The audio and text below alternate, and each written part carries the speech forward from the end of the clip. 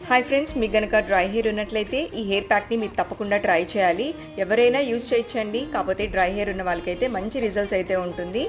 So ఇది conditioner లాగా కూడా పనిచేస్తుంది. మీరు ఒకవేళ కండిషనర్ యూజ్ చేయకపోయినా ఇది వీక్లీ వన్స్ పెట్టుకున్నట్లయితే మీకు మంచి కండిషనర్గా పనిచేస్తుంది.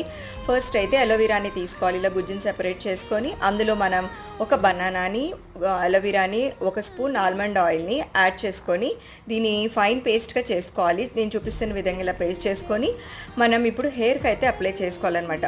సో ఇప్పుడు చూస్తున్నారు కదా, నేనైతే నా హెయిర్ వాష్ చేసిన హెయిర్కి నేను అప్లై చేస్తున్నానండి. సో ఫస్ట్ అయితే ఇలా పేస్ట్ తీసుకొని మన హెయిర్ రూట్స్ నుంచి కింద వరకు అప్లై చేసుకోండి.